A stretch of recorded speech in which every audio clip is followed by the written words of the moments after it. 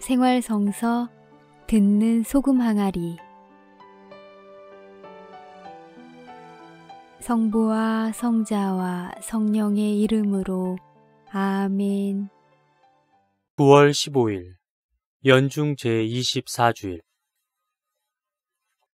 예수님께서 또 말씀하셨다. 어떤 사람에게 아들이 둘 있었다. 그런데 작은 아들이 아버지, 재산 가운데에서 저에게 돌아올 몫을 주십시오 하고 아버지에게 말하였다. 그래서 아버지는 아들들에게 가산을 나누어 주었다. 며칠 뒤에 작은 아들은 자기 것을 모두 챙겨서 먼 고장으로 떠났다. 그러고는 그곳에서 방종한 생활을 하며 자기 재산을 허비하였다. 모든 것을 탕진하였을 즈음 그 고장에 심한 기근이 들어 그가 곤궁에 허덕이기 시작하였다. 그래서 그 고장 주민을 찾아가서 매달렸다. 그 주민은 그를 자기 소유의 들로 보내어 돼지를 치게 하였다. 그는 돼지들이 먹는 열매 꼬투리로라도 배를 채우기를 간절히 바랐지만 아무도 주지 않았다. 그제야 제정신이 든 그는 이렇게 말하였다. 내 아버지의 그 많은 품팔이꾼들은 먹을 것이 남아도는데 나는 여기에서 굶어 죽는구나. 일어나 아버지께 가서 이렇게 말씀드려야지. 아버지, 제가 하늘과 아버지께 죄를 지었습니다. 저는 아버지의 아들이라고 불릴 자격이 없습니다. 저를 아버지의 품팔이꾼 가운데 하나로 삼아 주십시오. 그리하여 그는 일어나 아버지에게로 갔다. 그가 아직도 멀리 떨어져 있을 때에 아버지가 그를 보고 가엾은 마음이 들었다. 그리고 달려가 아들의 목을 껴안고 입을 맞추었다. 아들이 아버지에게 말하였다. 아버지, 제가 하늘과 아버지께 죄를 지었습니다. 저는 아버지의 아들이라고 불릴 자격이 없습니다. 그러나 아버지는 종들에게 일렀다.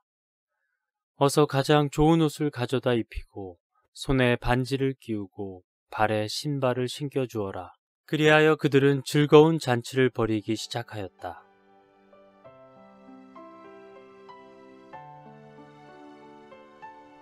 죄를 지을 때 사람은 죄를 의식하지 못합니다.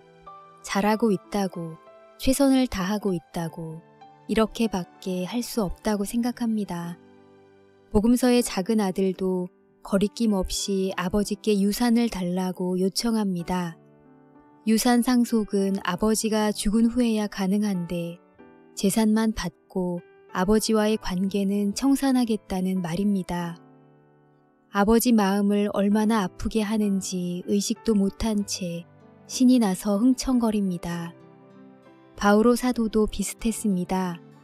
교회를 박해하고 교인을 잡아들이고 돌팔매질 당하는 스테파노를 바라보면서 다 잘하는 일이라고 확신했습니다. 탈출기에 등장하는 백성들도 마찬가지였습니다. 재물과 건강을 얻기 위해 숫송아지상을 만들었습니다. 지금도 뉴욕 금용가 한가운데는 황소상을 만들어 놓고 그것을 바라보며 일확천금을 고대합니다. 작은 아들은 고생 끝에 비로소 제가 하늘과 아버지께 죄를 지었습니다. 라고 고백합니다. 저는 아버지의 아들이라고 불릴 자격이 없습니다. 라는 말은 조금도 과장이 아니었습니다. 자기 처지를 똑똑히 알아차린 것입니다. 바오로 사도는 부활하신 주님을 극적으로 만나 회심합니다. 자신의 지난 일을 돌이켜보며 나는 첫째가는 죄인입니다.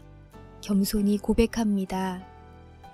작은 아들과 바오로 사도는 죄를 의식하고 하느님의 자비로운 사랑을 경험했습니다.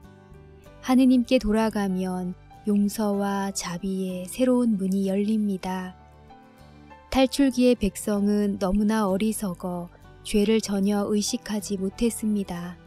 그러나 의로운 모세가 있었습니다. 주님, 어찌하여 당신께서는 당신의 백성에게 진노를 터뜨리십니까? 죄인을 위한 모세의 기도는 힘이 있었습니다. 곧바로 주님의 응답을 받았습니다. 그리스도인은 죄인을 위해 주님께 자비를 청하는 사람입니다. 그런 기도는 반드시 이루어집니다. 주님, 은총의 힘으로 살게 하소서. 부산교구 노우재 미카엘 신부님의 묵상글로 함께 했습니다. 성부와 성자와 성령의 이름으로 아멘.